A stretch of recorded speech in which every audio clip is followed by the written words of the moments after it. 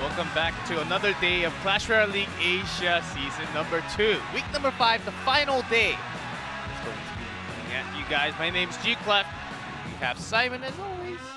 How's it going, guys? It's been pretty good days of Clash Royale so far. Friday was incredible. Yesterday was really good. And it's tied. It is. Between Japan and Southeast Asia. We have 2 more, so we can actually have 4-4 after tonight. But it may be 5-3 for Japan or Southeast Asia. That's what I'm excited about. Yeah, I think it's going to be 5-3 to Southeast Asia today. Aha! Because today's matches are going to be 1-2 in Southeast Asia versus 3-4 in Japan. Yes. So, like, it's going to be one of those days where I think SEA are just going to win out because we've seen Bren eSports play amazing Clash. We've seen AHQ play some amazing Clash. I think those two teams are going to take it. Okay, so you're going for that Southeast Asia 5-3 result after tonight's matches, I think. It's going to be a 4-4. You think it's going to be 4-4? One Japan win, one Southeast Asia win. I think we'll have that sorted out about 4-4. And then next weekend, upcoming weekend, when they go against each other once again, I think they can finalize what the result is going to be. Maybe it's 8-8 by that time as well. Yeah, if it ends 8-8, how are we going to set, like, what are we going to do for the decider? Then we go I don't want to him to play Clash head-to-head, again. and then we go to the set score, and then we count the crowns, and then we count the average HP left on the Princess Towers. I was hoping it was a rock, paper, scissors tournament to finish out who wins between the regions. But take a look at these standings. Pono Sports slowly but surely are pulling away from everyone else in the Japanese region. 5-2 with Fab Gaming, Game With, and Detonation Gaming. 3-3, 3-4, 2-4. And I lied, it's not Fab Gaming are playing today, so it's second versus first. Yep, and it is because they have 3-3. Of course, they stand above. If they get one more, they can certainly keep their spot. Second place with 4-3. Yeah, the SEA region though, very, very close. 4-2, 4-2, 4-3, 3-4. And AHQ and Bren will play today, so that could be 5-2, 5-2, 4-3. The teams that only played 6 matches will be playing the final one to sum it up. So by the end of today, all teams will get to have 7 matches recorded in that standings. As we mentioned, we do have Fab Gaming, match number 1 against HQ Esports Club. Match number 2, Detonation Gaming versus Bren eSports. Very strong teams, especially I would agree that it seems like we have stronger teams coming out for Southeast Asia compared to the Japanese region here. Yeah, AHQ started this season very, very strong. They kind of picked up where they left off last season. But Bren eSports had a very, very shaky beginning and have suddenly just gone, all right, we're done with all the nerves. We're done with playing like that. Let's win games. But let's talk about Fab Gaming against AHQ Esports Club. Fab Gaming haven't had the best of results lately, but they're still 3-3.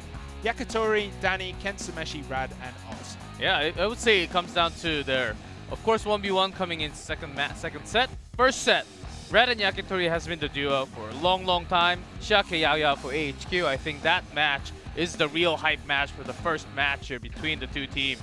Yakitori, Danny, Kensumeshi, Rad, and Oz. Of course, we don't really see Oz playing too much. Danny, I don't think is playing today, looking at the He's thing. not in the roster, no. He's not in the active roster today now. Oh, no, he is in the active roster. He's 4th. Oh, yeah, he's at the He's bench. the 4th player. So he's not playing for the first 2 sets. Maybe if he goes to King of the Hills, he may come out as an active roster later, but he's just right there yesterday and 2 days ago, and he has been playing a lot of amazing 1v1s. I'm not going to be out for tonight yet. The music switch. Yeah, the music switch and showing AHQ Esports Club. Jerry Sung, SB, Yao Yao, and Jacke. Master Hong isn't here today. Apparently he is very sick. Maybe he's still sick. That's what we heard yesterday, that he was not feeling too great. He couldn't come to the venue. And maybe that's also the reason why he's not here today. Yeah, and that does kind of hurt AHQ Esports Club because he has been so good.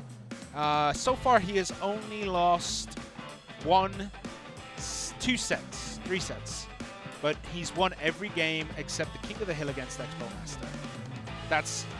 He's played 3 1v1s and 1 3 1v1s. Master Hong is definitely missed for AHQ Esports Club. But they shake hands, head to their podiums, and we are going to be getting ready for the 2v2 today. Oh yes, that Pekka is ready to slay down that Prince.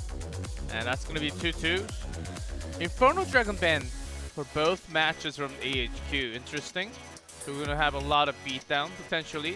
Of course, Tornado for a 2v2 ban.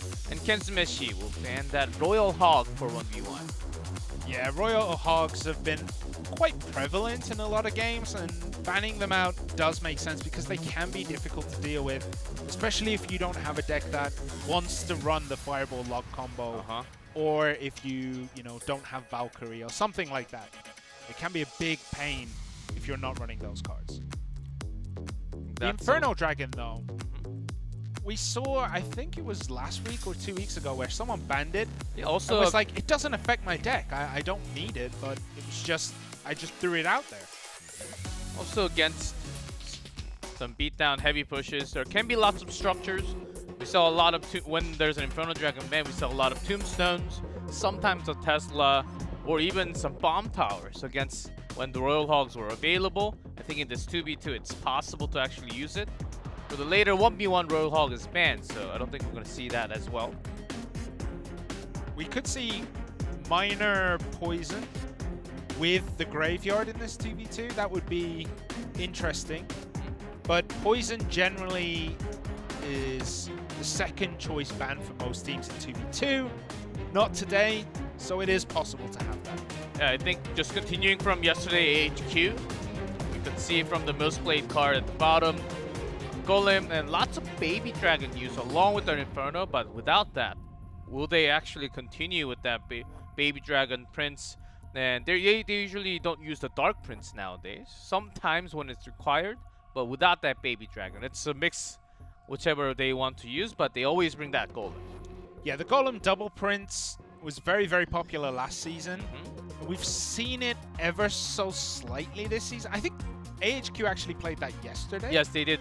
One game out of the 3, though. Yeah, but every game they played was a Golem game, right? If I remember correctly. So, Golem Prince definitely has seen a resurgence since the Prince buff. But, you can do a lot of things with Prince and a lot of things with Golem and make it work. But we are about to get into match 1, set 1, game 1 today between FAV Gaming's Rad and Yakitori and AHQ Esports Club's Jake and Yao Yao.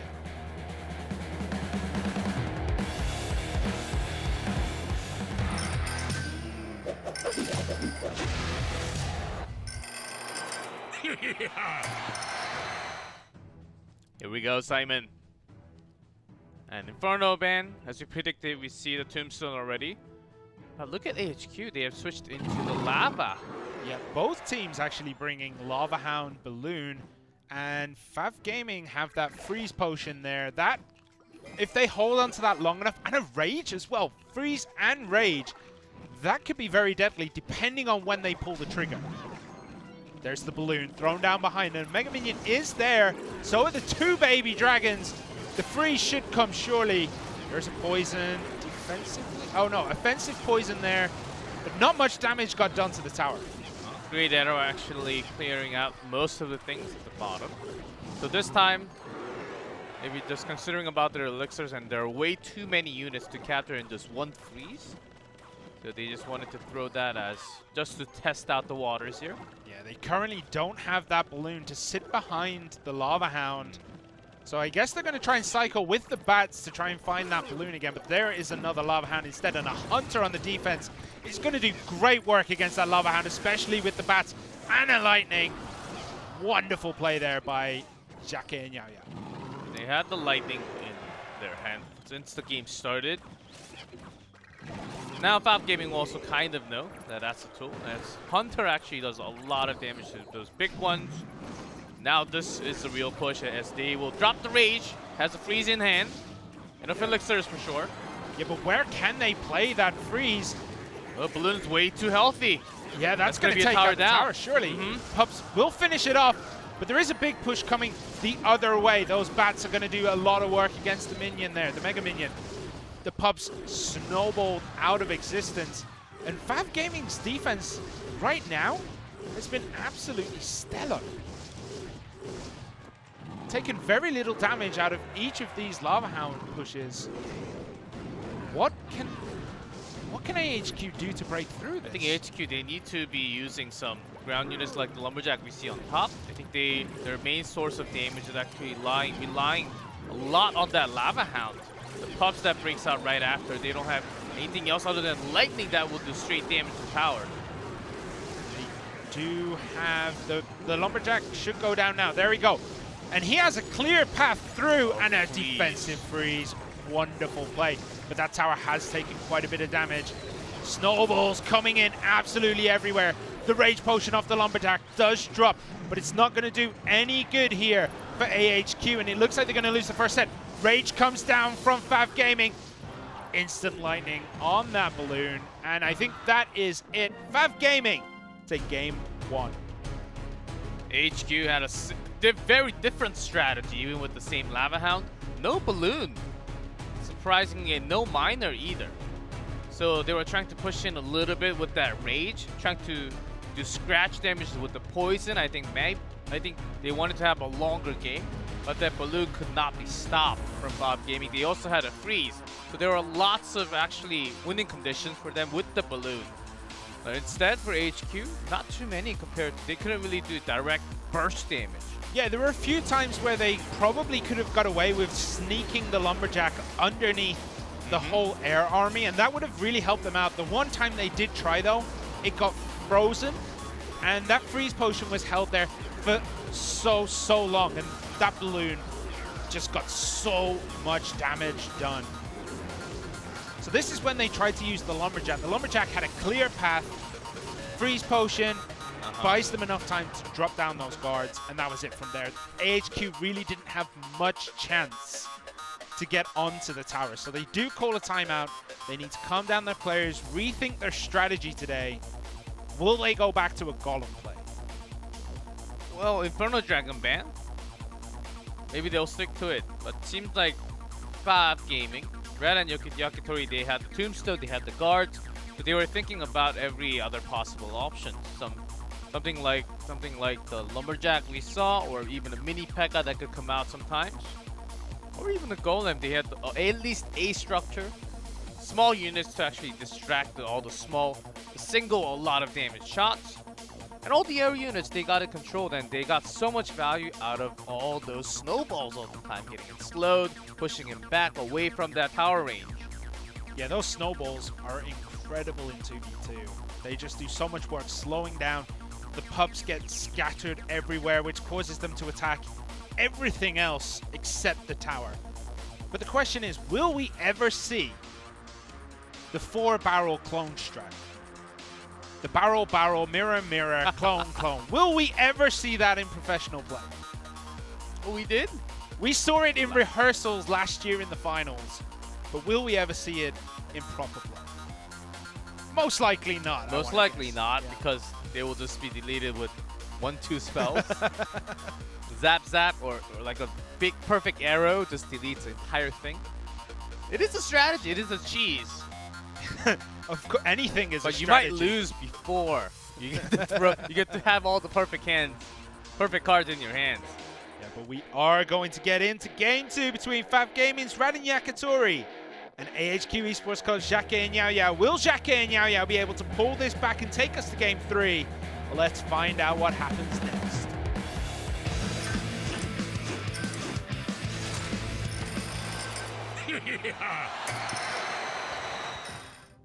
Well, AHQ had their timeout because they want to bring this 2v2. Hello, double giant skeleton and a royal giant as well. We never really see the royal giant get much work done, but will we see it today?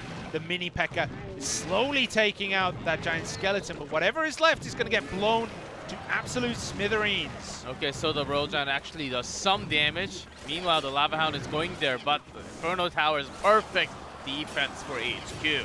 Yeah, and the guards there underneath, making sure that all the damage from the pubs was deflected away from that Inferno Tower, deflected away from their tower. Beautiful timing, beautiful placement on those guards there. So HQ, they overall win a little more damage with that Royal Giant. Let's see if that connects one more time, because now they know there's a balloon now. Yeah, they throw down the poison, but that balloon is heading straight for that Inferno Tower. It didn't connect. Do they have any extra air defense? The Electro Wizard can only do so much. It's going to get taken out. A Fireball needed there. Only to take out a balloon with 10 HP, though. So Baby Dragon, Mega Minion, everything else is doing so much more damage. Terrible, terrible damage from that Mega Minion, Baby Dragon, and then the pups. And I don't know if AHQ really have an answer. They have to make their pushes work 120% right now. And that mini P.E.K.K.A actually locks onto the Royal Giant. Giant Skeleton's actually pushing out the Royal Giant for a second. That was a funny interaction with the guard, but the Mini P.E.K.K.A is deleted already. Yeah, but that Royal Giant is getting a lot of damage onto that tower. The Ice Wizard slowing it down, making sure it doesn't get much more damage done. But that tower is down to 1,103, and there is still 1 minute left. So, AHQ Esports Club do have a chance here. They do have a chance. Fab Gaming's Lava Hound is getting deleted by that Inferno Tower all the time. They gotta focus their defense onto the left. They just have to keep 50 seconds. Seems like they want to go in as a trade. They have the balloon onto the right side. Yeah, it doesn't matter. That Giant Skeleton is on the tower. Will it get to the King Tower, though? If it does get that's in range. 1,000 damage. But look at what is happening on that top right. Beautiful fireball pushing back that balloon, but they do have an issue. There is a Mega Minion and a Baby Dragon. They get deleted by the Electro Wizard there. And suddenly the balance of this match has gone completely in AHQ's favor. They just have so much more. And they can just put the Giant Skeleton on the left bottom side. Never mind, they're just gonna try for another crown, the 2 crown strategy, instead of going for that 3. Yeah, they could have put one of those in the pocket there, and I think they might have been able to get a little bit more damage than they did. The Mini P.E.K.K.A, beautiful choice by Fab Gaming bringing that, because it has shut down a lot of Giant Skeletons and a lot of Royal Giants. And double that Lava Hound now. And double Inferno Tower as well. They got the perfect defense and a lock onto the Lavas both. Yeah, and that Baby Dragon in the back getting the splash damage on Fab Gaming's Baby Dragon, and then the Lava Hound. Just dropped. Balloon is going straight. There's a freeze. Is that enough? But the fireball just coming in time. They do take another bit of damage onto that tower. 1,632 remain, and Fab Gaming have managed to swing the favor once again back for them.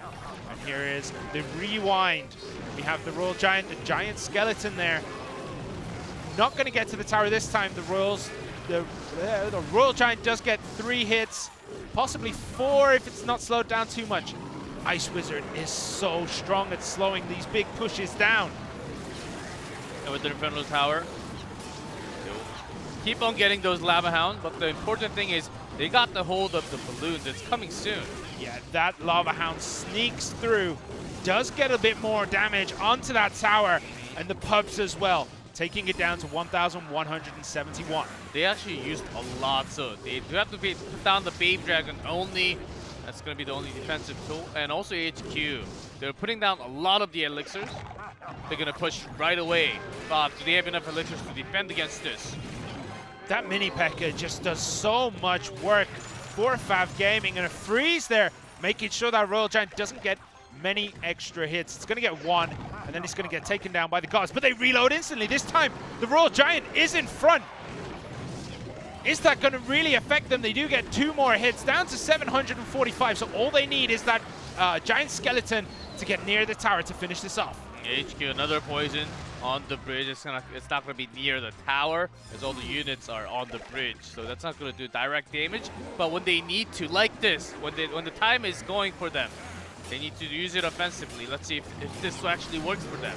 Yeah, the Inferno Tower, with its last breath, tries to take down that Inferno Dragon, but there is an Inferno Dragon and a balloon. Oh, beautiful placement, drawing it out into the middle. It does pop the Lava Hound. The balloon has dropped too, and a beautiful freeze there. But only 370 remain. Fireball and a poison will finish this up. They need a little bit more. They just have to keep the spells, maybe just double the poison. And we are about to see another spell dropped by HQ, and that will be game. Beautiful play by AHQ. It looks so bad at the beginning when their pushes just kept getting shut down. This time, though, they're like, all right, we'll keep doing it. We'll change it up a little bit. We'll throw things behind it. We'll throw things in front of it. And eventually it worked out for them. They managed to get 1 tower. Then it was very even. And then they just pushed through. Yeah, they pushed through a little bit better because that Royal Giant eventually was getting few hits every single time. Like the Hog Rider, it just goes straight to the tower and do the damage. And Royal Giant, he doesn't even need to go all the way. When the Giant Skeleton taking all the shots, he can have better chances, and the explosion usually take out the Mini P.E.K.K.A and a few others in the air as well. Yeah, it took AHQ a little bit of time actually to cycle their balloon defense properly, I would say. Because there's quite a few times here where they should have been able to defend that, judging by what we saw later in the game, but their cycles never really matched up. So about halfway through this game, they managed to bring it together and harmonize their defense beautifully, making sure that balloon never got another drop. Even with this freeze here, that fireball was just perfect. Sometimes the Electro Wizard actually helped them greatly. The freeze, it was a good source for Fab Gaming to actually delay, but sometimes it was just used as a defensive tool when they were supposed to use it to pair it up with the balloon to do direct damage to the towers. That was also because AHQ, they were consistently pushing, and Fab Gaming, they could not change their cycle. Yeah, and we saw the Ice Wizard was doing so much work at the beginning, slowing down the Giant Skeleton, slowing down that Royal Giant. And then they had to start using it to defend against the guards. They had to start using it to kind of push with their push. And I think that's what cost them. I think they should have kept that Ice Wizard back a little bit more, because it really it really slowed down the Giant Skeleton and the Royal Giant. It was a tough thing to do. It did all the slows. It doesn't do too much damage. I believe only 69 at a time, but the main source of the main reason of using that Ice Wizard is because it slows the movement and the attack speed. Royal Giant did a few less shots, even though that was not enough to defend the entire tower. Did a lot of work for sure. But we are ready to get into the final game then, between Radin Yakitori and Jacquet and Yao Yao. What, we going to see the same thing this time, or do you think we're going to see something slightly different? Well, that's why HQ, they had the Giant Skeleton banned yesterday. And a few more times. It seems like that strategy is working. I think it's actually Fab Gaming. They should change a little bit to break through. Let's see, it comes down to the final game of Game 3. Let's get in.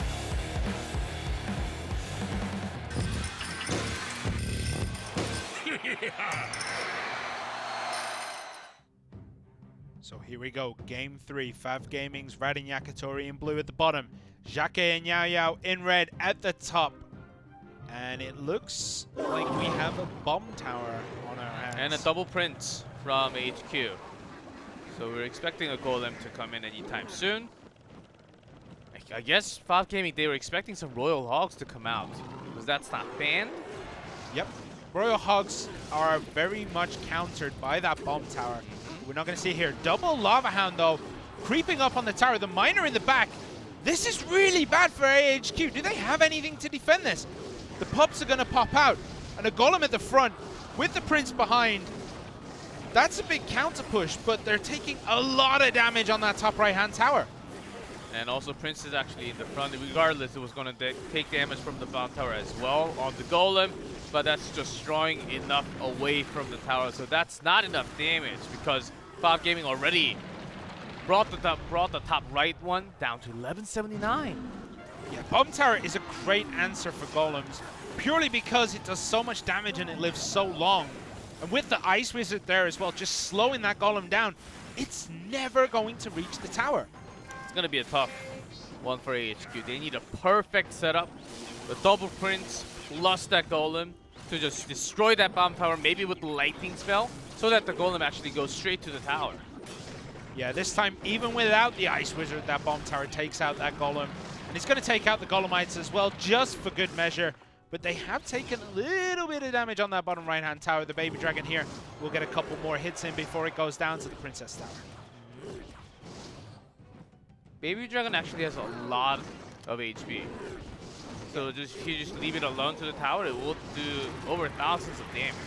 Yeah, and it is go time for Fav Gaming. Poison thrown down. Miner in the back is distracted by the Lumberjack. Beautiful snowball there, pushing away all those pups. And the Baby Dragon is going ham on the Prince and the Lumberjack there. Yeah, again, this Golem does not pair up perfectly, but they're going to have a double this time. So the Rage, not really effective for HQ, but they want to push all the way in with the poison this time. Yeah, but that Lava Hound going up there touches the tower, and that tower is taking critical damage. Down to 27. There's the final hit. Fab Gaming do get that final hit there, but the Golems and everything else is pushing down on that tower. Fireball comes in. 501 remains. Beautiful defensive poison at the back there for Fab Gaming. Do AHQ have the possibility of doing 4, 5, 6 damage instantly? There is a lightning, 149. Is the poison going to be enough? It may just be enough, or very, very low, but the log does not hit in time. They even threw in a giant snowball to the tower, but just not enough with not enough elixirs. Fab Gaming with that game 3. They will take the win of the first set. That was very, very close. One more tick of poison, and we would have been looking at a second tower situation. But even if they spent all that elixir and took that tower down, yes, they would have had nothing to defend. Yeah, they basically spent poison, lightning, log, and snowball to get that tower down about from 400 something, because they do not have a rocket to do so. That's a lot of elixirs when the opponent can use that much to actually set up before you actually go into a crazy amount of overtime. Then that's automatically already a massive advantage for Fab Gaming. Yeah, and they also had a pretty sizable push going down that left-hand side, meaning whatever happened to that tower, Fab Gaming would have been on that tower instantly and would have took it down at least 2,000. We're going to take a look into the highlight replays of game 1, 2, 3. Yeah, they held that freeze perfectly, waiting for that lumberjack. Just waiting for something, actually. They never used it offensively, which was, you know, a very interesting choice for Fab Gaming. And this Royal Giant strategy with the giant skeleton, they only used it in game 2, and then they switched into the golden one game 3. This was a hard moment for them where they could have thrown the fireball into the back, which would get the Mega Minion plus the baby dragon, but you missed the blue. Do you take the direct shot from the blue or the rest of the squad behind? I think they knew that tower was going to go down there, and they decided to, you know, at least try and make it so that the push going forward to the King Tower was a little bit weaker. Now this was the moment where they actually do not have Inferno Dragon, no Inferno Dragon, Inferno Tower in their deck. We're taking a little too much damage from the beginning. Yeah, those lightnings catching the tower do so much work. But even with that Ice Wizard there in the back, the freeze did come down, but they just couldn't get that last bit of damage. There was the lightning, there was the poison, there's the log, and yeah, they just had nothing to defend. That was a tough moment as they were throwing down all the spells, but not in time. So what that means is we go into set 2 now between Kensameshi and SB. If Kensameshi can take out SB here, it's all over, 2-0. But SB is no pushover. He has a very, very strong chance to close it, to take us to the King of the Hill. He's only had 1v1, as you can see on the screen, 3 wins and 3 losses. Yeah, those are set wins and set losses. He also hasn't played any non-Japanese players. The only games he has played so far is he lost to Tempura of Detonation Gaming, and he beat Zeros from Game With 2-1. Yes, he's the one. He used to be the one that would play even back in Season 1v1, but we have SB, and we did see what this player can actually bring out in the arena and how strong he can be. Because in the King of the Hills last night, pretty good games. He took out Pyrameki and then Tempura to close it up for AHQ Esports Club. But his 1v1 itself is a little bit shaky. He either loses 2-0 or wins 2-0. There is no kind of, you know, middle ground where it's 1-1, final game decides it. He lost to Lampo, beat Shinchu, and then lost to Tempura yesterday. Will he be able to win here? Or will Kensameshi be able to take his first SEA scalp here? Let's get into this game very, very soon.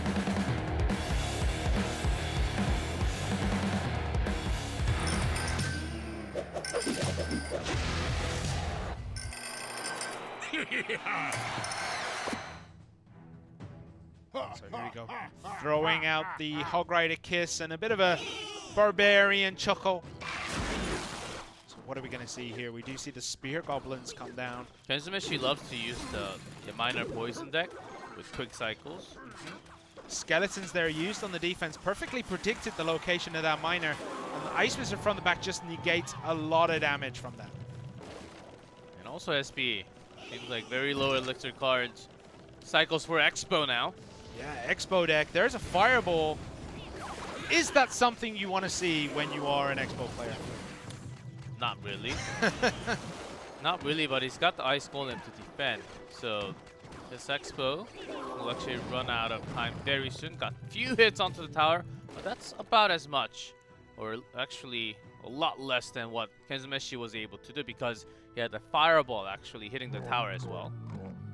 And throws out the giant eating emote. And not of the emote meta right now is off the charts. Yeah, they want to go for that Korean barbecue after tonight. That's what those emotes are. He does have Mortal, so against an Expo, that's going to buy some time at least. Defensive Expo as well. Yeah, the hug nod of approval there. As if SB knows, does get one Ice Wiz hit. And these bats instantly taken out by the Nado. And the miner drops to the Expo. He's still holding. In a final card, that may just be a Fireball in this case. It's a Fireball, yeah. You can just about see it in his hand. Oh, Fireball yes. is the third card across. The defensive Expo, though, takes out the mortar, but hasn't really done much else yet. There's an offensive Expo this time, and that's actually well placed. There's not much to tank there. It is going to lock onto the mortar. Fireball comes in again, catching the tower, and the Expo is shut down before it gets a lock on the tower. That's what you do usually. Just use the spells to actually take out the Expo and the log together. Even if you don't really have too many, because of the low cycle Expo deck, you don't really have too many tanky units to actually walk other than the Ice Golem. Sometimes the Knight.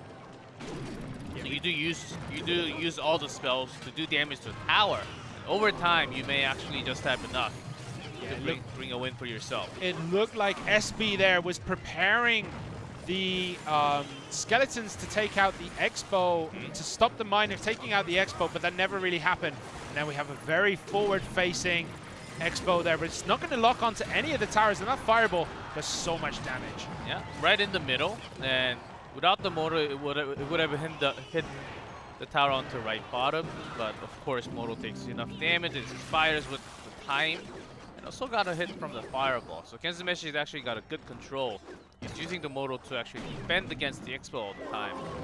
This one will be in range of the Mortal. Yeah, he's doing a very good job of just shutting down these Expos. Nothing is really getting through. We saw maybe, what, 3 arrows before? 3 bolts hit the tower, and that is it. And SB just hasn't managed to get any other damage done. As long as he hits the Expo with something else, even the Mega Minion, that one's okay. This one locks into the tower, but that's not as much damage, not even close to what Kensumeshi is able to do on the top right side. 729. We are into overtime, so that means the next tower will win it. And what that means, I don't think Kensumeshi is going to have one seriously big push. He has the Fireball and the log. Ooh, this Expo will be in the Fireball range with the tower. I think the Expo had to be a little bit further away from the tower so it doesn't do direct damage to both. Yeah, it's very important for SB to start putting that Expo further away from his tower so Kensumeshi cannot get that value.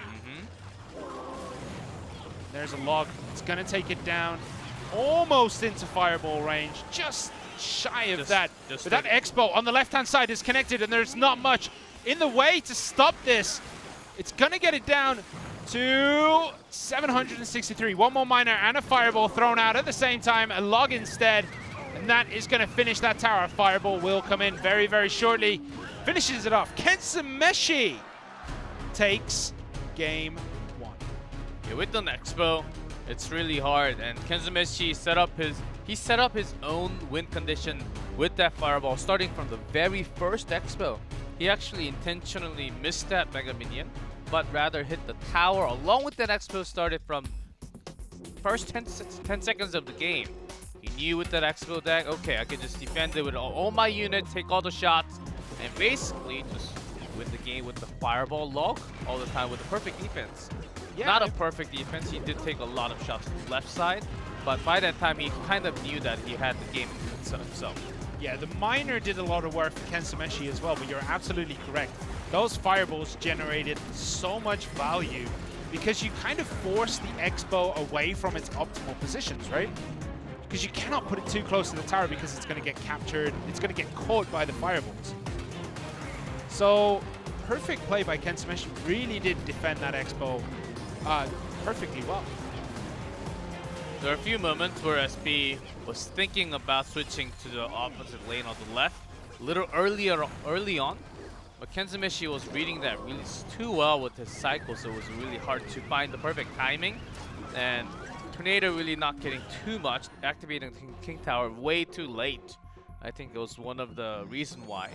And also because he was having such a quick cycle with the Expo, when you have to get all that stacked up to 6 elixir, sometimes you just do not have the time to use that Tornado. Yeah, and he never really got a chance to use the fireball, but maybe in this game SB will be able to fireball something as we get into game 2 between Fab Gaming and HQ eSports.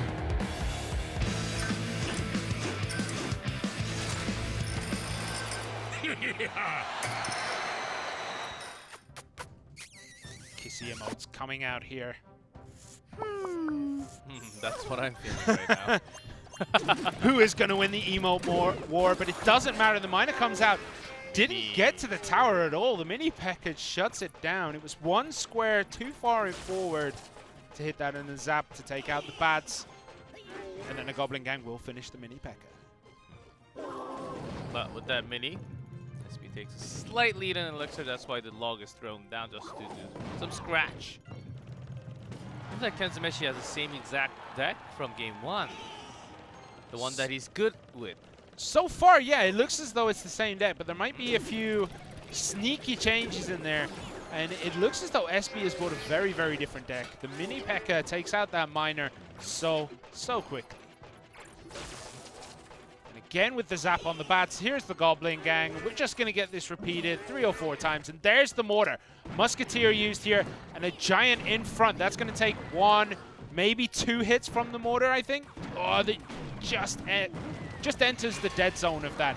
And a P.E.K.K.A. out of Kensumeshi this time.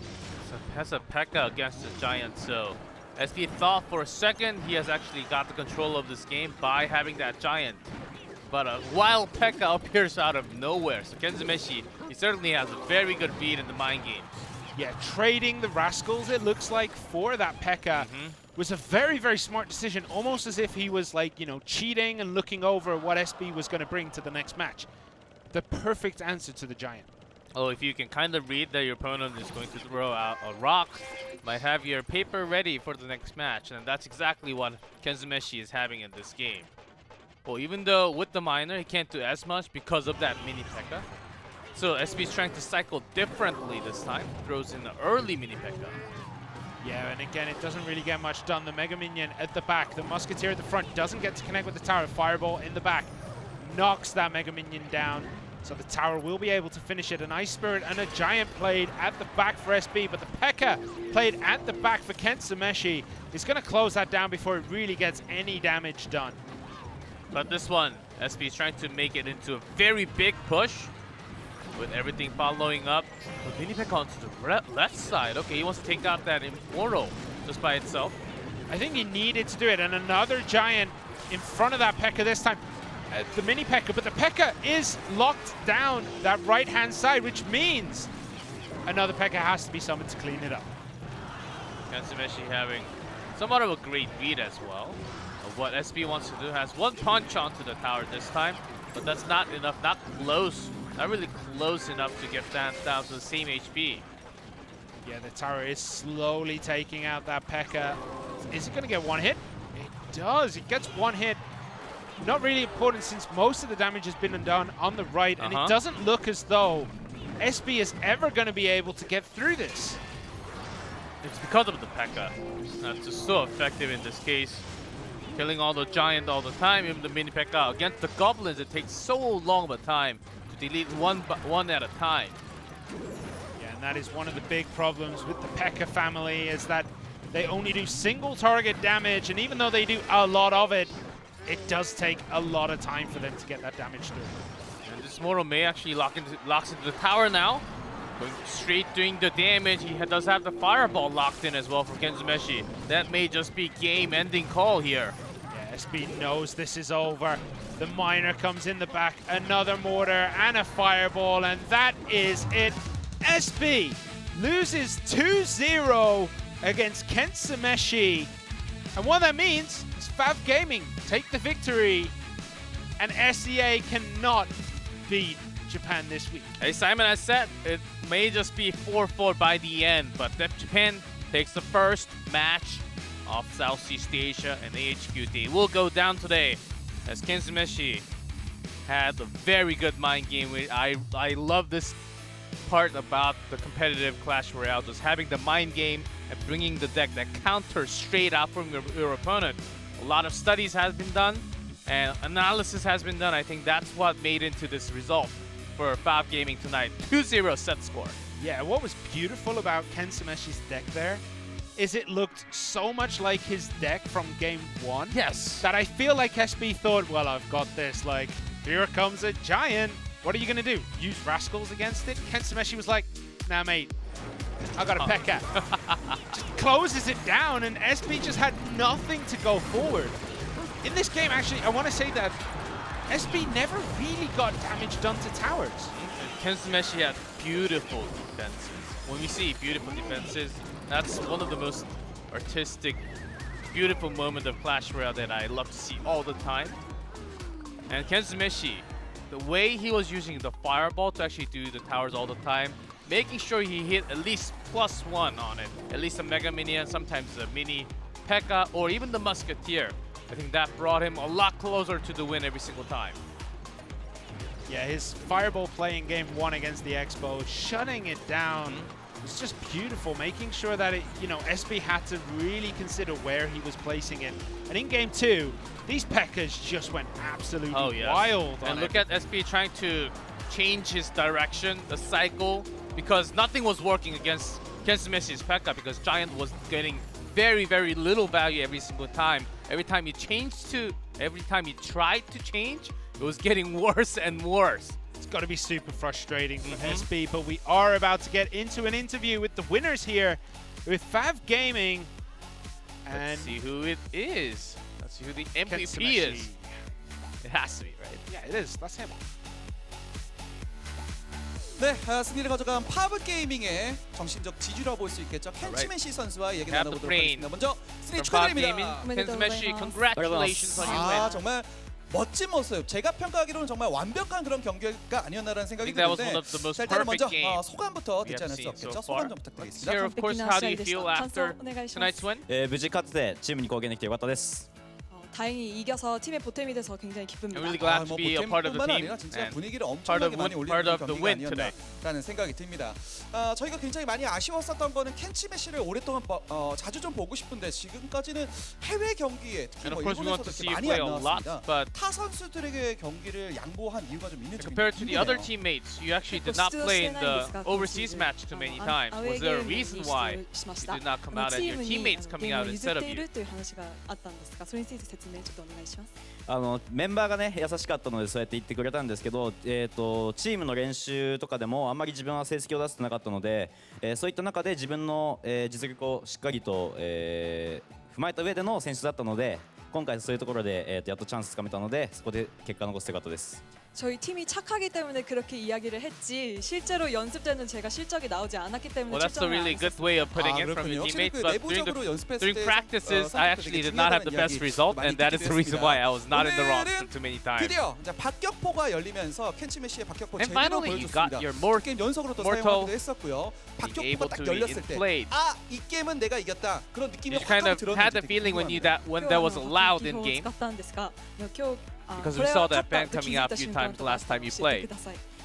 迫撃砲が相手のタワーにターゲットを取って、もう削り切るって時はもうスタンプの準備をして、その後の勝利のポーズの準備をしました。제 박격포가 그 상대팀 타워에 들어가는 보는 순간 Omar 오늘 내가 Mortar, the moment that 승리해야겠다는 it was 포즈를 locked onto 준비하고 the tower, 있었습니다. I kind of knew that I had the game in 자, control of 일단 my 제가 hand. 사실 오늘 또 인터뷰하고 싶었던 분들 중에 파부의 코치님 또 계십니다. And we also wanted to have an interview with the 팀내에서 coach. 어떤 역할을 하는지 평소 때 또 감사한 게 있었다라면 이 자리를 And what does 빌려서 he 또 한 usually 말씀 do 또 for the 하실 게 teammates? And if 있으신지 you want to have any 궁금합니다. shout-outs or 今日 thanks to 実 your は coach コー today. チ You can say さん anything と you イ want. ンタビューしたかったんですがコーチさんに普段言えなかったこととか感謝の言葉とかあったら一言お願いします。今日自分を出すことはかなり、勇気のいる、決断だったと思うんですけど、しっかり選んでもらえてそこで結果を出せたので、今後もチーム全員で、勝っていけたらいいと思います、いつも忙しい中ありがとうございます。 오늘 저를 선택해 주신 거에서 굉장히 용감한 선택이셨을 Thanks for 텐데요. selecting me as 오늘 저를 출전해 주셔서 in the entry 감사하고 today. 제가 이길 수 Thanks 있을 for letting 그리고 me play. 앞으로도 잘 That was a very 부탁드리겠습니다. confident, bold 그렇군요. move, and 또 I would 나올 like 때, to do better 제대로 every single time. 스쿼드를 좀 잘 짜주시는 것 같습니다. 뭔가 외모는 되게 근엄해 보이기는 하는데 가끔 가다가 카와이 할 때도 있고 Seems like 그렇기도 합니다. it seems like 자, the coach is 앞으로의 actually 목표도 making a lot of 또 moves, 여쭤봐야 a 될 것 lot of 같습니다. decisions 과연 for the team. 켄치메시 앞으로도 계속해서 또 1대1에서도 좋은 모습 보여줄 수 있을 것인지 이번 시즌 파브는 어디까지 올라갈 수 있을 것 And would 같은지 you see 네, Fab 마지막으로 Gaming 각오 going 한번 towards the end of the今シーズン season? の目 Let's 標 hear と what 覚 you 悟 have の to 一 say 言 to お願い close しま out. す。今シーズンは、まず日本リーグを1位で通過して、アジアリーグも、しっかりと優勝して全員で、勝ち切る試合にしたいと思います。頑張ります。 일단 일본 1위를 하는 게 목표고요. 그게 Wanna be number 아시아에서 one from 우승을 Japan? 하고 That's our 일단 first 저희 goal. 팀끼리 같이 잘하는 것이 목표입니다. 아, And the 그렇군요. second goal is 파브 to have the 충분히 perfect 그런 teamwork 능력치를 within 가지고 the 있는 team 팀인 것을 and 오늘 다시 한번 get better every 확인했습니다. single 그 time. 성적도 계속해서 기대해 보도록 하겠습니다. 자, 이렇게 해서 첫 번째 매치업은 파브의 승리로 마무리가 됐고요. 저희는 win 잠시 from 쉬었다 Fab 돌아와서 Gaming, had an 데토네이션과 interview from 그리고 Ken's 브렌의 Meshi. 경기로 다시 Second 돌아오겠습니다. match, Detonation Gaming versus Bren eSports, coming after the commercial break.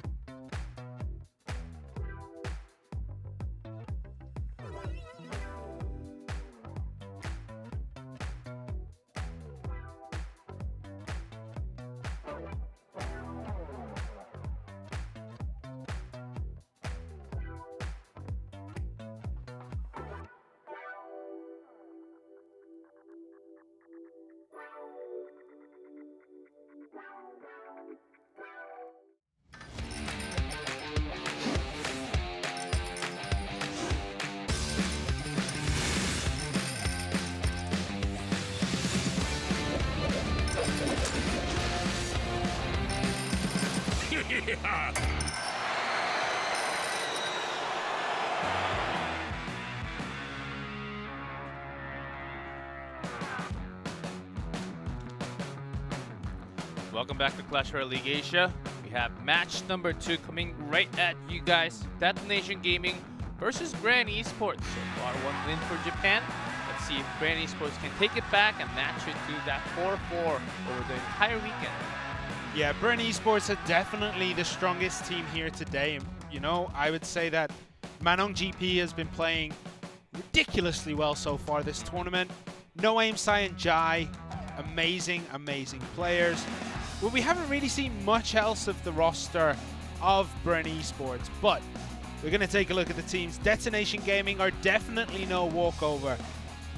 And their names are going to come up on the screen any minute. We have Ku, Lewis, Tempura, and Pyrameki.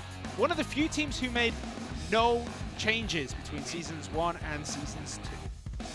Pyrameki is coming out really strong as a 1v1. I think the strongest one is actually he's the one that uses Bandit, not really too common in this meta, but actually make that into work and actually dashed into the tower and became a winning strategy yesterday. Let's see if he brings that card once again tonight. Yeah, but Manong GP is also incredibly good at Bandit play. He's very good at the bridge. Just his overall gameplay is very, very strong. But we are going to take a look at Bren eSports right now. They're going to come up on the screen. As we can see, there is no Manny Knoxville today at all, but no Aim Sai, Manny Knoxville, Jai, Chief Glenn, Trainer Glenn, and Trainer Kent, and Manong GP. This is a very, very large squad. 6 versus 4. It's unfair. How can they do this to us? We'd say that it's a lot more studies to do as an opposing team. In fact, it becomes a little bit more stress to actually think about those stuff. But when it comes down to the roster, we usually see very same to Jai and No Aim Sai. It will be the duo once again tonight. And Manong GP as the 1v1 player for the team. Yeah, so far that 2v2 pairing of No Aim Sai and Jai are 2-2 in terms of their set wins and 6-6 in terms of their game wins. Whereas Lewis and Ku are, let me just find it, 2-3 in sets and 5-6 in games. And the bans are in Poison, Tornado. So the most common two are banned for 2v2 tonight. And in the 1v1, Fireball and Tornado, only spells banned. Well, that doesn't happen very often, and I think that should be a crazy game between these two. That basically means we're going to see a lot of those Royal Hogs, because no Fireball, and also might just be the one that Pyrameki wants to use that 3 Musketeer in this case. And we're going to have a lot of poison for sure in that 1v1. As we are about to dive into that 2v2, seems like we're going to have a lot more of that Lava Hound, which Bren eSports used a lot yesterday and also shown in the first match tonight. Let's see if that trend continues. Lewis and Ku will get their first decks in right now. Yeah, we can see their most used cards, Inferno Dragon and that Royal Hogs there. Royal Hogs are absolutely running rampant in 2v2 and they're very, very hard to deal with, especially when you don't have Poison or Nado, which they don't have now. Your only answer is Fireball, I would say. Yeah, sort of. Fireball, Log, Valkyrie. There's not much else that deals with it. Mega Knight is a bit expensive for 2v2. Yeah, yes. But has been used, not never. Lewis and Ku, they have been running a lot of golems, sometimes just a minor poison to drag it out. Not as much with the flying, like the flying units, like the flying machine, Lava Hound. But completely different story for Bren eSports. Jai No Aim Sai, a lot of that Lava Hound, Balloon, the Valkyries of course, and also the Miner as their winning combo. Yeah, these guys use miners in 2v2. We don't see a lot of them, but when they are used, they're so effective. Also some Giant Skeleton, but it was in a different strategy compared to what we saw in match number 1. They actually wanted it to actually go all the way. They placed it all the way in the back of the King Tower to make it as a perfect defense. But we are about to get into match 2, set 1, game 1 between Detonation Gaming's Lewis and Ku and Bren eSports' Jai and No Aim Sai. Let's get into this one.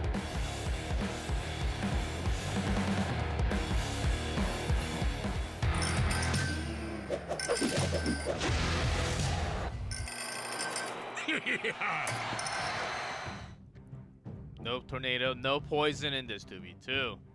Let's see. We do have the giant skeleton once again and a graveyard. And there is a P.E.K.K.A actually, and Detonation Gaming are bringing those golems, so Bren eSports here have the answers against what Detonation Gaming has brought with them, but that's not the whole story. We see straight away very aggressive play here by Bren eSports. Graveyard, Balloon, Valkyrie, that tower is not going to be long for this world. That's a very, very quick tower from this team. And that's a tower down already, but can they defend against the golem? There's no poison, but the arrows are going to get the clones, but the main real ones are still surviving. They have the raid. They're going to the towers. Even the lumberjack doing straight damage now. Yeah, this is an incredibly quick game so far from these teams.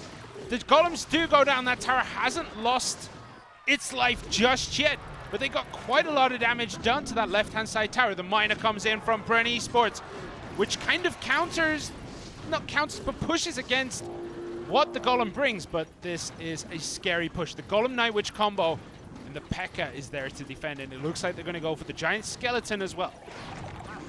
And they have the clone. Giant skeleton will do quite a lot of defense and actually blowing out the lumberjack and the Night Witch all together with that explosion. Probably. And also the golem knights. Yeah, the witch almost walked into that one there. Just missing her. The Valkyrie spins to win against the witch here. And she's just gonna go, she's probably gonna fall down to this baby dragon. Also no inside Jai, they have a freeze. Oh, never mind, they're gonna go for another attack. Surprise attack onto the left tombstone, dragging the balloon. So they buy a good amount of time. Balloon getting no hit, but the graveyard skeleton's doing a lot of damage. Yeah, the skeletons there got a good 1,500-ish damage. The balloon never really making it to the tower, but the real problem for Bren eSports right now is that golem pushing up. They do have the Inferno Dragon, but will they be able to create a push on the back of this? So let's see if that actually works out for them at the end, because they go for that King Tower instead. They want to push it once again with the skeleton. Another graveyard, putting right down next to King Towers. Yeah, and another problem here for Detonation Gaming. That Inferno Dragon did connect, but this graveyard is doing quite a lot of work again. And the miner as well in the back there, taking it down to 1,000. Will they be able to defend this push? That's a lot of units. Beautiful clone, beautiful arrows, and that is well defended there by Bren eSports. Only 1,000 left onto King Tower for Detonation. Another graveyard combo will be very scary. That's why they had the balloon. Here it comes. Can they defend perfectly on this one? Yeah, Baby Dragon's gonna try and defend that graveyard. The snowball, the balloon, so it doesn't get near the tower actually, but down to 725 HP. This could be a 3 crown. It's very, very close. They have to defend this golem in the pocket though. It could be a 3 crown, but over time, 1 more crown basically means the win. Golem dragged by the tombstone, so it actually goes to King Tower instead of the Princess Tower. So that's the good news for Bren eSports. Yeah, I mean, this is really weird game because we have clone, but then Bren eSports kind of knew that was coming and brought the arrows because we never see arrows. Yes, it's coming. They have the graveyard locked in. 6:25 to go. All they need is a little bit more damage onto that King Tower. There's the freeze, a perfect freeze, locking down everything. Arrows as well. The skeletons are trying to get that last 2, 3, 7 damage. The fireball is not enough, but the miner finishes it off. And that game 1 goes to Bren eSports in spectacular fashion. They had the balloon, but mostly it was for the defense and to drag the attention away from a lot of units, mainly the skeletons doing most of the damage for Bren eSports. Yeah, graveyard there was played perfectly. They open up a window, they add a threat behind that you have to deal with, but as a player, as Detonation Gaming, you need to try and defend that balloon more than the graveyard. Like, graveyard is one of those things where it gets exponentially more dangerous, whereas a balloon just is dangerous itself. And they tried to defend with the snowball. Yes, even with that snowball and Baby Dragon actually locking onto the balloon. It was a painful one because when it actually does the damage to skeleton, it usually deletes 2 or 3 at a time if it gets to the multiple. So it was a very tough choice. I think they wanted to ban out poison because they had the clone. But they did not really think about Bren eSports holding in the extra arrow, which deleted about 15 to 20 units when they were cloned. It was just a beautiful sight to see. Just so much work. And it's interesting at that this they moment. bought the Golem, Witch, Night Witch. Usually we see this push with Lava Hound and Giant Skeleton as well, which is a very, very dangerous, very, very quick push that we saw quite a bit last season. I think we saw like 2 weeks of it, 3 weeks of it, and then it disappeared off the face of the planet. Giant Skeletons were not really the best tool to actually do direct damage to the tower with that explosion. It's mostly for defensive use, so we don't really see the double anymore. It's just one without the clone. But seems like we have a really good strategy going out for Giant no aim side. Will they have another one against Luis and Ku? They need to come back so far. 1-0 up for Bren eSports. Let's get into the second game.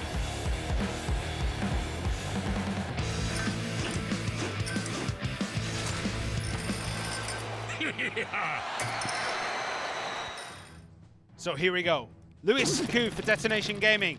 Jai no aim Sai for Bren eSports. The miner comes out to start with, and a Valkyrie is going to take care of that. And there is the Lava Hound. And we do see that clone as well. So this can be a very, very scary push coming out from Detonation Gaming. Do Bren eSports have an answer for it? They do have the Giant Skeleton. Yeah, Giant Skeleton with the Dark Prince will be their own push, and they do have the Inferno Dragon, so Lava Hound won't really be too bad of a trade here. Early clone. There's the Fireball taking out all those clones. There are some pups, and there's the arrows as well. So much work and so much elixir lost instantly for Detonation Gaming. Wow. Arrows, 3 elixir value, I would say, continuing from game 1. They also have the Zap as well, so they doubled down. They must have known that Detonation Gaming would try this again because they bought the Zap, Fireball, and arrows this time to help defend that out. Just by their history, Detonation Gaming, they do like to use the clone a lot, especially in 2v2. They got perfect spells to go against it. Just throw those fireballs, the arrows. Now this will be a little bit different with the skeleton barrel. Giant Skeleton will clean most of that up when it explodes, and there's all the clones. Where's the arrows? Electro, which are taking out so much. The Dark Prince also taking out a lot, but some damage has managed to find its way to that top left-hand tower. Because it was way too many units at a time. They could not time it perfectly with everything. But still, a very good defense. That was a really heavy push committed by Detonation. Now they will try to switch and have their own attack with the balloon. Seems like that will be defended easily. Yeah, we do see that Bren eSports only just managed to get the arrows and the zaps into their hands, so they didn't have them available in that last push. And there's beautiful arrows there from Detonation Gaming. The Valkyrie does connect onto the tower. 1,156 remain, but the Valkyrie Mega Minion coming down here could be a problem for Detonation Gaming if that miner sneaks through the back. This one is with the Lumberjack. Detonation Gaming setting it up. Giant no aim side, they already started their defense with that Giant Skeleton. There's the E-Wiz as well. The E-Wiz is in hand. The arrows come out. The E-Wiz has to drop very shortly, but so much damage getting done. Lightning spell. All those bats, all those skeletons just take that tower out, and that is the power of this clone deck. With the rage, drop the perfect spot, perfect timing as well. So they need to get their own attack balloon coming in. Look at those units around the balloon, surrounded so many times. They've been knocked back by that giant snowball. It actually gets to the tower just before. Even with a snowball, that balloon still managed to creep through. The Witch was just not enough to stop it there. And there's another beautiful clone. So many units here. The arrows come out on the defense. There's so many pups. Instantly delete that Inferno Dragon. Oh, there's it continues. Bats. There's a lot of skeletons. The Witch is slowly taking that tower out on her own, down to 808 HP. But the other tower is also incredibly weak at 1,030. And look at Detonation. Their King Tower, their Princess Tower. It's perfectly 100% in HP, 48 and 25. Look at that. So Bren eSports, they're pushing everything into this attack. Seems like their work time is not working for them too much. There's one. Balloon gets drops. Doesn't manage to connect any extra damage to that tower. 1,207 remain on that. The clone surely will come out in a second. There it is. There's the arrows. Do they have anything else for all those skeletons out on the floor? So many skeletons! They're gonna finish with that rest with damage. They cannot. They only have so many spells to defend. And when it does not come perfectly for that 1-2 spell, They have extra skeletons to bring down that tower. That was a scary push with that clone. Very good strategy to go on. And now we're tied. Yeah, the skeleton barrel clone. Whoa. It's so good because you arrow all the cloned units and then suddenly there's 9 skeletons there. And then the other barrel drops. There's another 9. That's 18 skeletons. That's insane damage. And they tried to clone that and actually time it so that it does not drop at the same time. And one breaks before the other one, which means the Bren eSports, they have to time it perfectly to delete both, which means they will take the damage for the first one being dropped. Yeah, that lightning was so good there. Perfectly timed. The skeletons and the bats finishing that tower. But Bren eSports did have a little bit of hope here when that balloon managed to connect and take out that tower. But Detonation Gaming just had way too many units and just deleted HP from those towers. It was so quick, so violent. And what could Bren eSports have done there? What could they have done differently? I think it was going to be hard regardless. They had a lot of spells, but to time it perfectly against it, maybe a log I think could have been a good choice in this case, but we didn't really see a log from Bren eSports. But still, the bats were also the big problem. So maybe having another set of units to do direct area damage, like the baby dragon, could have been a good card. But with the deck they had, it was already a tough one. Yeah, and with poison being banned, I mean, poison is the answer to that deck. Banning poison, it's just too much. Like, what are you going to throw out there? You need something with a lingering effect on the field. And that's what poison does, because that takes out the skeletons. You need 4 spells out of the 8 cards you bring into the game.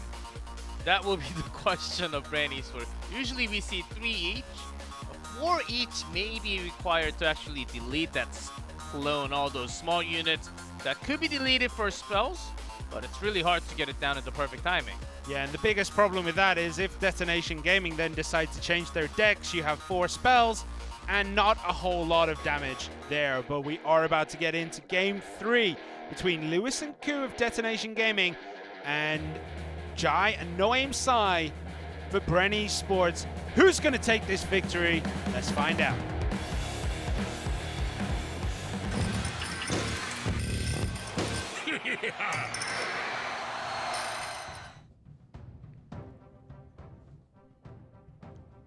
Do we have a repeat from Detonation Gaming? That is the big I question. think we're about to see that, because we see the skeleton barrel and the clone again. So they keep the same one with the witch. That's extra skeletons. Yeah. Do Bren eSports have the answer? The 7 skeletons from the barrel are just so deadly, and that barrel is in hand. And there it is, the lumberjack as well. There's the clone. They cloned very early compared to usual. Yeah, to get that double rage. Double rage is actually at the bridge. That's not going to help much going forward. And this time, it looks as though Bren eSports have managed to defend this, but the witch is a pain. Doesn't get much damage done this time, but she can be so deadly if left on her own in range. Baby dragon working its way. Splash area damage. That's all they needed. And they bring that Royal Giant strategy. The Royal Giant Skeleton strategy we've seen quite a lot. And this is what Bren eSports need to do. They have to keep applying pressure, not allowing Detonation Gaming to get that big push built up. And they managed to do a lot of damage with that Royal Giant. I think that was 6 shots. It's a lot of damage, but they do need to defend this one because the clone spell will be coming soon. I don't know if they want to fully commit on this one. No, it doesn't look like they're going to commit on this push with the clone until... Oh, I thought they were going to go for it there. But so much damage getting done. With the bats, the pups. Oh, what? How did that get taken down? They surely had enough to defend It was that. some small damages also, but the Night Witch also was having a lot of direct shot to the tower. That's hundreds out every single time. And the Rage certainly helped a lot in there. So even without the clone, they managed to take down the entire tower. Bren eSports, they're certainly having another set of trouble once again here. Yeah, Night Witch having the time of her life on that tower. And we can see that Detonation Gaming have started at the back and are building up this huge push that only gets stronger once clones start to drop. They do have the elixir for clone, but they need to drop that lumberjack in there as well. So they're going to hold off on this one. The lumberjack has gone down. The clone gets played, but doesn't clone that much. There isn't that much there, and I think maybe this time Bren eSports will be able to defend this. It doesn't look like it is. Yeah, but look at the road of rage all the way to the tower. Perfectly with the last shot from the baby dragon takes down the second tower. Well, in the meantime, Bren eSports, they only managed to get one. Let's see if they want to go for the king tower once again. It seems like they're going for the right princess tower now. Yeah, the Royal Giant in the pocket isn't going to be able to do that much damage. It's not going to be able to take out 2,500 damage on its own. And just look at how much stuff is on the board for Detonation Gaming. Overwhelming play by these guys today. They do take it 2-1. Wow. Look at that, they synergize perfectly. And that's the kind of mindset. When you have a ceremony locked and ready to go, you have to win in order to do it. So they had that winning mindset. They're cloned all 3 games. So first one, a little bit different of a deck. Second one, third one, they kept the exactly same. Bren eSports, Giant no aim side. They had no clear answer against it. They changed their deck into the Royal Giant, so not as effective. As lots of witches, clones as bait, the bats, skeletons, quite scary to clone it. What can you do? Like, they did try then to split the army up a lot. Which reminds me, maybe Never really got it through. maybe this was a time where they actually needed the skeleton army to defend against all the skeletons. No, but there was so much stuff there. You had the golems whose explosion damage would have killed the whole of the Skarmy. So that wouldn't have worked. Not on this game, but the final game. Because after the first golem one, they did not, Detonation, they did not have a golem to actually go all the way. Main problem was that skeleton barrel in the air. Skeleton Barrel is really good when cloned. But the skeletons and the bats as well. The bats from the Night Witches. Clone is just so good when you've banned poison. That's perfectly enhanced as they had all the units that would get maximum value when they were cloned. The barrel, witches, so many bats and skeletons you see leading. You can see you sometimes ignore how small they are, how weak they are. Not in a game like this. Yeah, and it looked good for Bren eSports right at the beginning here. That Royal Giant got a lot of damage down, but Detonation Gaming never let up again. They just kept throwing down these Night Witches, the Lava Hounds, and then the clones, and it's just way too many units to deal with. Even with arrows, even with Electro Wizard, even with Zap. It's just too much. I think that arrow just hit right before Acta clone, so it actually did not pair up too perfectly. Even with that, I think that was going to be a lot of damage to the tower anyways. But clone cannot be stopped so far from Detonation Gaming. What an incredible games. Yeah, but we are going to be getting into the 1v1 for set 2 between Pyrameki and Manong GP. We have the Fireball and the NATO band here. It's going to be a very different game where it may just be lots of minor poison, but because we're going to have a lot of poison and no Fireball in this game, think about all those units that's very countered by the Fireball. I've mentioned before, 3 Musketeers, Royal Hogs, any of those cards could come out. So thinking about something to defend against it, I think structure may just be needed in the middle. Yeah, I think, if I'm remembering correctly, we do see a lot of 3 Musketeers from Japanese teams, right? Yes, they are the region that uses the most. But what is Manong GP going to bring? Because this guy just brings everything and anything. He has crazy charge decks. He has crazy beatdown decks. I mean, the guy plays everything in 1v1. And his results are astounding. 3 wins, 1 loss in terms of sets. 7 game wins and 3 losses. I think he has the best 1v1 record in Clash Royale League Asia right now. We'll have to check on the stat, but seems like we're gonna get into the game before that happens, because if Detonation Game wins 1v1 as well. That's going to be the match-ending set here. Let's get into the first game. Pyrameki versus Mainland GP.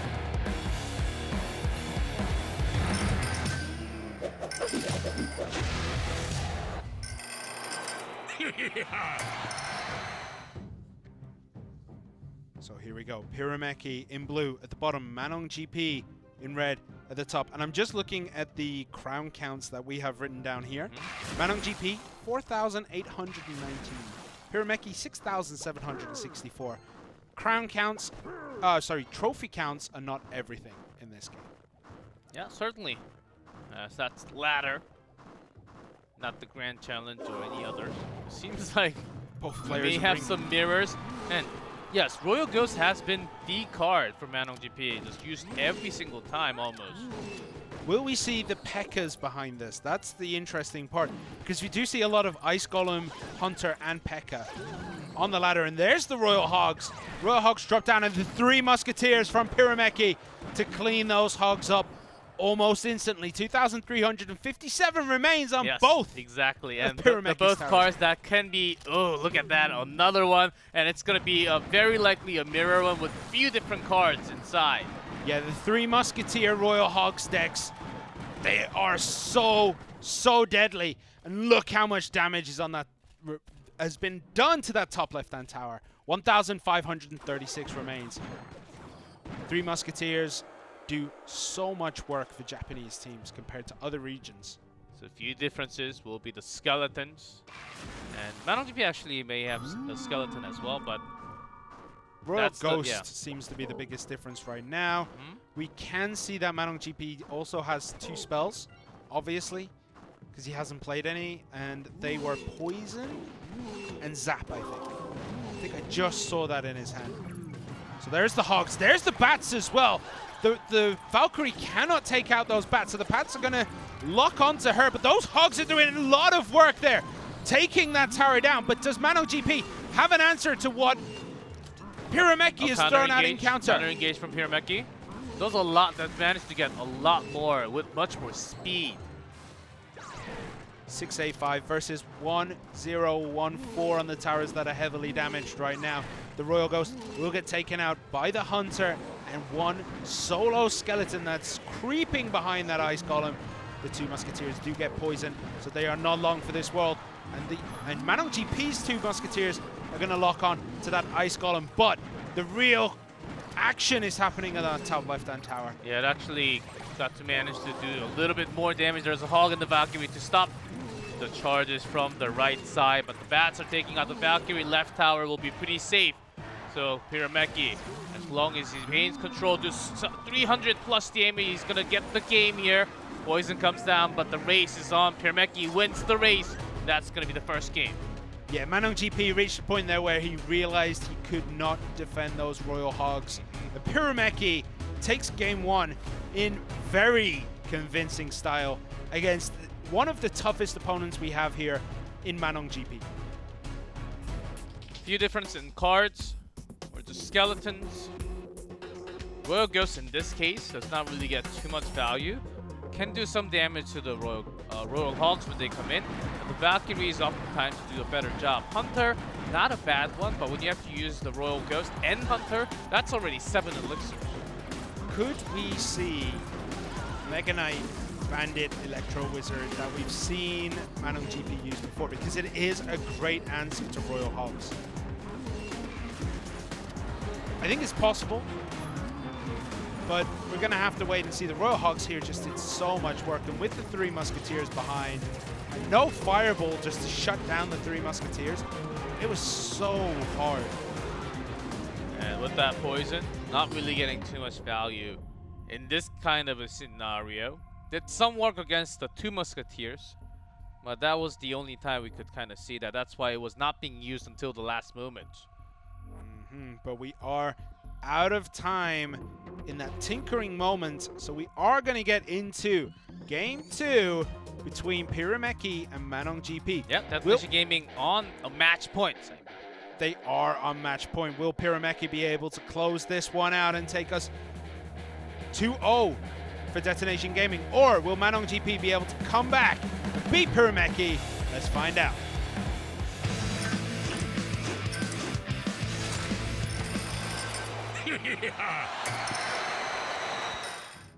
So Manong GP has it all to do against Pyrameki, who basically had his number in the last one in a mirror match. Basically with those decks, Pyrameki outplayed Manong GP.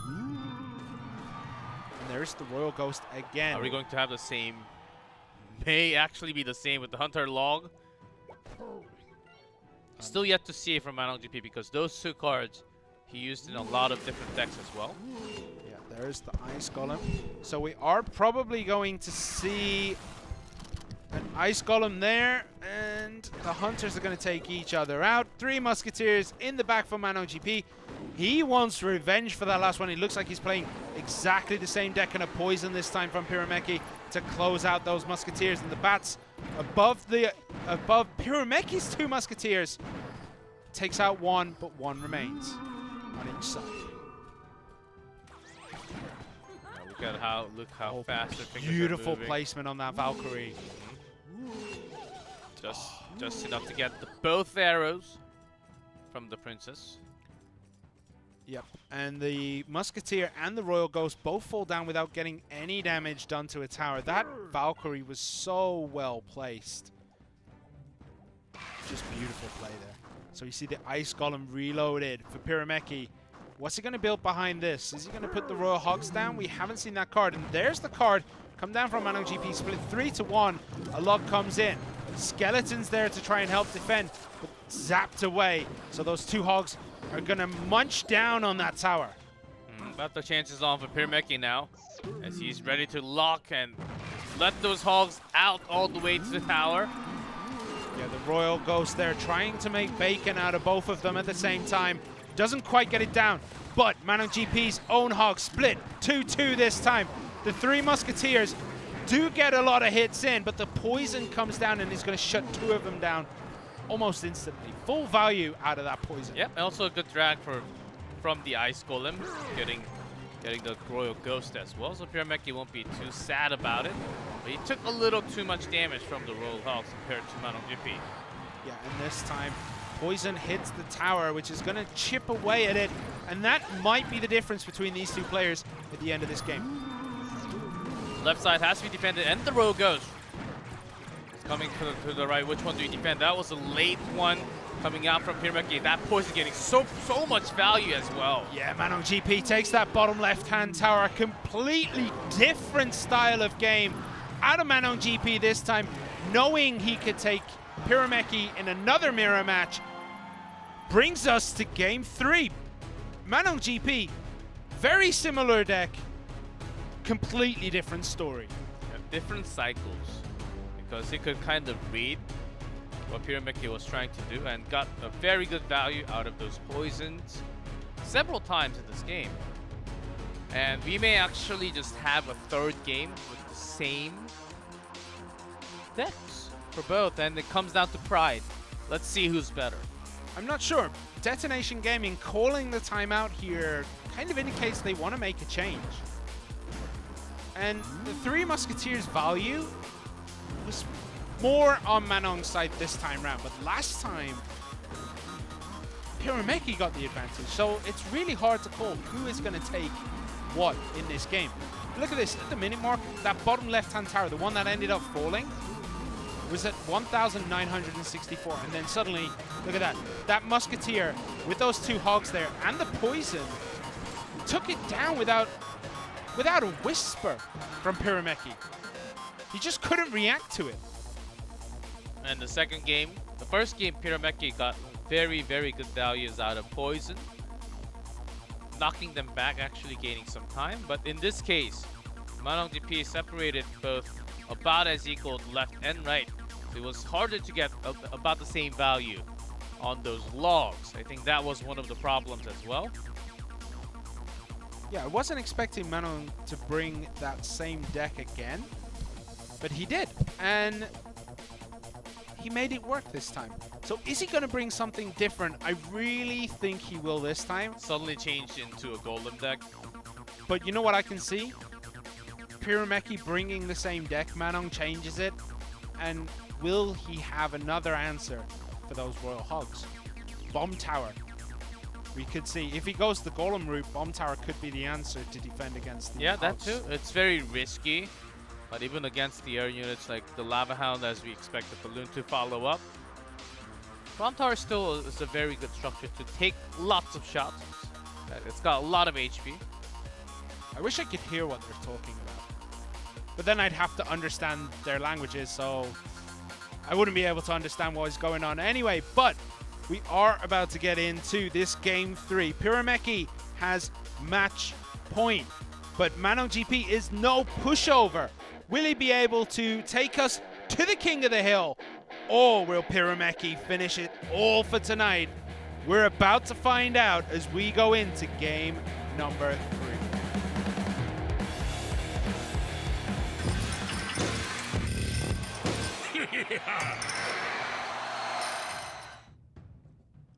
Pyrameki Detonation Gaming still on a match point. One more game. We'll close out the entire night, the 8th match of this weekend. But if Manong GP can win this one, it will take us to another King of the Hill. Let's see. It seems like we're going to have to fight for the pride here. Same cards, back and forth.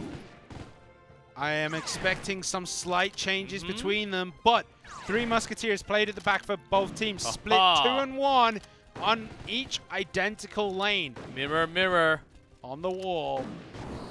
Who's the better player at the end? We'll have to see. Ice Golem, Rob. Seems like they have about similar starting hand as well. That's pretty cool. Yeah, they have exactly the same. The only difference so far is the bats instead of the skeletons. And there's the Royal Hogs. Valkyrie thrown down on one side, skeletons thrown down on the other. And we saw this exact thing last time where the 2 Hogs were almost answered with the skeletons, and an instantaneous zap finished them off. The Hunter hunting those Hogs right now. He's not a good hunter, as the Hogs are doing a lot of damage, but Pyrameki this time, he has his own zap instead of the log.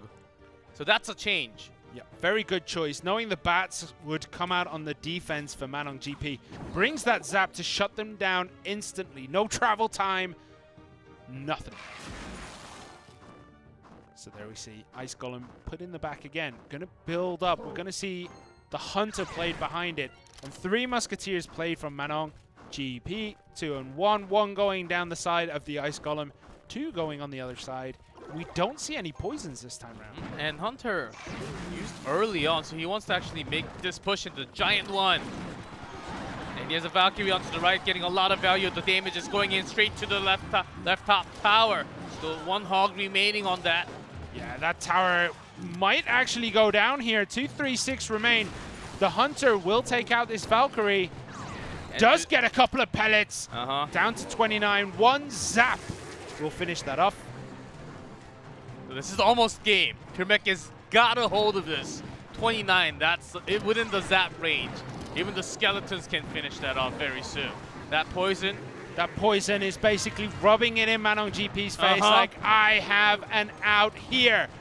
Will Manong GP be able to pull out what can only be described as a miracle and take this game? Both towers down at 1,600, but only 29 on that top. The Royal Hogs do come in, but the 3 Musketeers are there. Manong GP does throw down the poison, but it's not going to be enough. The poison from Pyrameki on that top tower takes it out. And it looks like Japan will win, as you said. What is it, 6-4? 5-3, including accumulating all the results of this weekend. That's a 2-0 for Japan. And it seemed really fierce. Yes, Friday and Saturday came down to 3-3. But final day, actually Detonation and Fab Gaming coming really, really strong. Not even going to single King of the Hill today. Bren eSports HQ, they fought hard, but seems like we have to have some changes maybe in the roster. But today, I think overall, Detonation and Fab Gaming, they did a lot more preparation. They won the mind games and they had a lot of that deck just straight up countering the opponent. That's what it felt like. Detonation Gaming and Fab Gaming today just had the numbers of AHQ eSports and Bren eSports. I mean, fantastic play, and I think this is the first day we've had which has not gone to King of the Hill.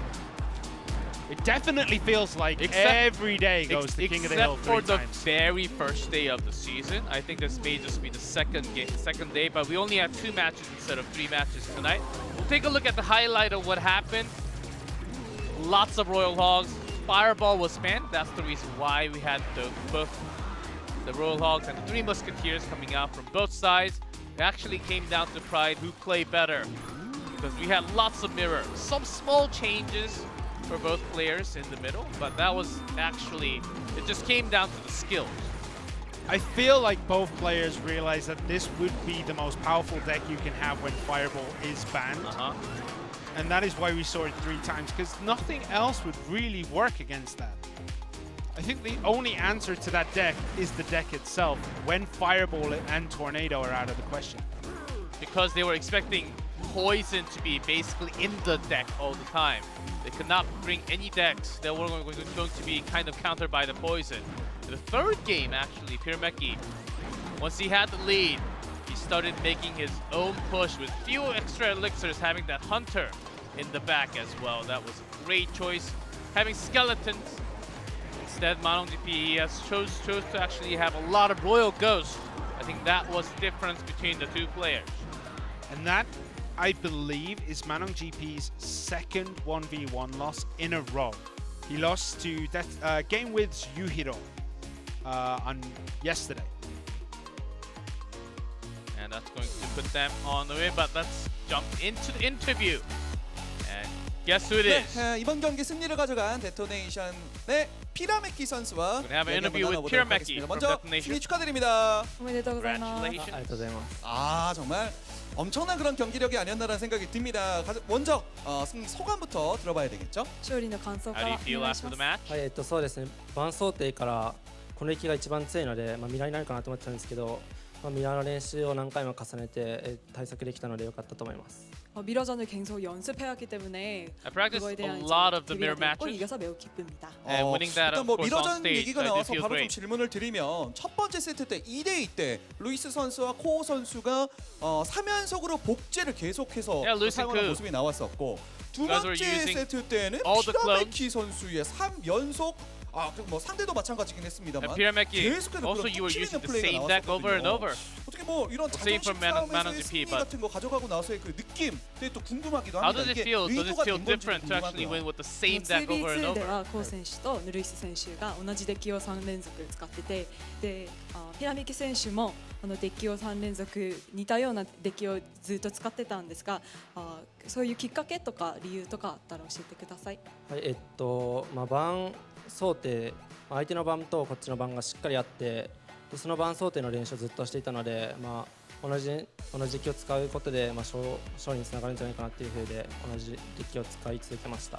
그 상대팀의 뱅카드와 저희 쪽의 뱅카드가 잘 맞아 떨어졌기 때문에 그걸 잘 이용해서 bank 저희가 가지고 있었던 그 덱을 계속 사용해봤습니다. Really came in 그렇군요. together 확실히 또 easy 연습했기 for us to 때문에 그런 actually prepare for the deck, 자신감이 and 있었던 we 것이 had all the 아닌가라는 decks 생각이 ready to 들기도 go. 하고요. So I think that really worked out great for our match today. 선수에게는 피라미키 선수에게 좀 미안한 이야기이긴 하지만 사실 1대1에서 성적이 이렇게 아주 잘 나오는 그런 상황은 아니긴 했습니다. 오늘 두 번째 Pyrameki, of 경기에 또 course, 임하게 됐을 때에 Talking about the 느낌이 stats, you 어땠는지 do not have the 어땠는지 best 궁금하거든요. 1v1 record. 最近 1v1 の成績があまり良くなかったんですが、今回2セット目出場することでどういう気持ちで出場したかという質問です。そうですね、前回のシングル出た時は、ストレート負けしてしまって、次本当ストレート負けすると、0-4とかで本当不甲斐ない結果になるので、今回絶対勝とうって気持ちでシングルに臨みました。 지난 게임에서 제가 스트레이트로 져버리는 바람에 Yeah, lost straight last 0-2였는데 game. 오늘도 스트레이트로 지게 되면 이제 4패를 하는 If I lost straight 불상사가 again, it was going to be 발생하였기 4 때문에 오늘 losses straight. 굉장히 큰 각오를 가지고 오늘 게임을 임했습니다. So I had a different 그리고 mindset. 팀원 중에 이제 루이스 선수가 Good amount of 루이스 선수가 보면은 determination 이게 actually 표정도 coming 굉장히 in 많고 to the match. 본인이 실수했을 때 아니야 나 좋은 얘기 안 할 건데 실수를 했을 때 막 머리 만지고 막 이런 그 리액션을 좀 많이 보여주거든요. 평소 때도 Seems like your teammates, when 연습할 they make 때도 숙소 같은 any 데서 kind of 연습할 mistake, 때도 you can see that on camera that 좀큰 리액션을 많이 하는지 되게 he 궁금해요. reacts really big on 어떤 camera 선수예요, all the 루이스 time when he's 선수는? having. 루이스選手結構 Troubled 表情 moments? とリアクションが Is that いろ really いろ common で even 試合 during the 中 practice とか time? もこういうリアクションを結構見せるんですが、普段はどういう選手なのか、どういう人なのかという質問です。そうですね、タイムアウトとか取った時に、肩を揉んでくれたりしてるんですけど、本当みんなを和ませるというかマッサージ師ですね。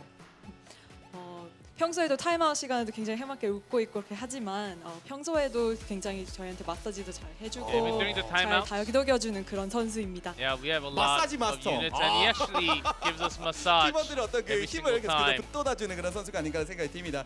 자 이제 오늘 경기를 통해서 그 클래시 로얄 리그 아시아는 절반 일단 지나갔고요. Yeah, we had 다다음 half 주 이제 of the 한국 matches for 팀과의 Clash 대결이 Royale League Asia 준비되어 with Week 있습니다. 5 ending tonight. 일본으로 불러서 한국 팀과 경기를 펼치게 될 텐데 그의 임하는 마지막으로 And 각오 next week 한번 you guys 들어보도록 will 하겠습니다. be これ actually から going 韓 against 国とのホー Korean ムゲー team. ムがあるんですが、それに対した覚悟の一言お So 願い your します。 final そ words うで going すね into 2 next 週間 weekend. 後、しっかり時間が空いてるので相手の対策をしっかりして、そこも 2勝ちゃんと勝ち取って、1位狙えるように頑張りたいと思います。 2주라는 시간이 남아 있기 때문에 대응할 수 있는 것들을 좀 많이 대비를 하고 We have 2승할 수 few 있도록 weeks to 노력하겠습니다. actually prepare for the 알겠습니다. match. 충분히 데토네이션의 We'll try to do our 특히 루이스 studies. 선수의 마사지라면 Get the best 충분히 좀 results. 더 좋은 성적이 나오지 않을까라는 생각이 들기도 합니다. 자 인터뷰는 여기서 마무리 짓도록 하겠습니다. 데토네이션의 승리 계속해서 Yeah, 기원해 that was 보도록 an interview with 하겠습니다. Pirameki. And 2 Japanese wins tonight, Simon, as that was Queens. 2 sets, going for Detonation and FAV Gaming. Yeah, and you know what this means? Japan is really, really close. Bren eSports, SEA is super, super close. But let's just quickly take a look at the results. FAV Gaming do beat AHQ Esports Club 2-0, and Detonation Gaming beat Bren eSports 2-0. Yes, the Night of the Blues tonight for Japan wins. So that's going to put us in 5-3 in the match scores of the weekend. We do have next weekend, which will be Korean team versus Southeast Asia. As Japan will have 1 week off in the middle. They will come in as week 7 against Korea. So that's going to be coming up very soon on the screen. But that was the result, as seems like the preparation really coming in handy for Japanese teams. Yeah, finally at the end, but let's just take a look at these standings. I mean, look how close that SEA division is right now. 4-3, 4-3, 4-3, 3-4. Yeah, You they're- can't get closer than that. No, that's not too far away. Even Ponos, they have 5-2. They are on the top, but Detonation, if they get 2 more, and if Ponos drop any of those games, other teams have a lot of chance to actually climb all the way to the top. Every team seems very competitive except for OJ and Entus. Let's not talk about that. Okay. As we see, the Korean one, Kingzone are 5-2. They're equal with Ponos Sports at the top, and then it's 4-3, 3-4. Everything is just so close. This is arguably the closest I think it can possibly mathematically be. Compared to the last season, by this time of the season, we actually could see which teams were much stronger than the others. These teams are going to have it very tough to actually climb up to the top of the standings for their own region. Right now, until we are half through the season, but still, we are yet to know who's going to be on top. That's going to be the matches for the next week. Week number 6, we'll have the Korean teams against the Southeast Asia. Yeah, OP Gaming, Clash Royale versus Bren eSports, Sandbox versus Chaos Theory, and Kingzone Dragon X versus Kicks will be your next set of games. Friday, 7 p.m. KST. And I should have worked out the time zones from yesterday, but I didn't. Yep, just Google it, you'll know which time. And if you watch us every single time, we're live at the same time of the day. Wherever you are, it's always 7 p.m. So once you find it out, you can tune in all the time. It's going to be a fun clash because Korea have been having a week of break, watching all the decks from Southeast Asia this weekend against Japan. Let's see if they are actually prepared prepare their decks, just like what the Japanese teams were able to do tonight. 2 straight wins. I think just studying a lot of what they like to do and banning against what they like to do and forcing them into some kind of decks. That requires a lot of study time, but once you're able to do it with your skills, you can manage to bring out that win like this today. I mean, taking that victory when we see the same deck played 3 times, that really shows who is better at that deck and who prepared more to play that particular style. Knowing that you're banning Fireball, you know that you have to play Hogs. And I bet any money that Pirameki has been playing Hogs for the last week straight. Yeah, that has been the super meta deck, guys. The Hogs cannot be stopped, even with that slight nerf. Seems like it's not enough to actually bring those Hogs down to where we actually don't see him as much, but still very strong. A lot of different decks in choice in the meta. Let's see what happens next week. We have Korea versus Southeast Asia, but for us, that's gonna do it. Japan 5-3 over Southeast Asia. See you guys next Friday, Saturday, Sunday for more Clash Royale action.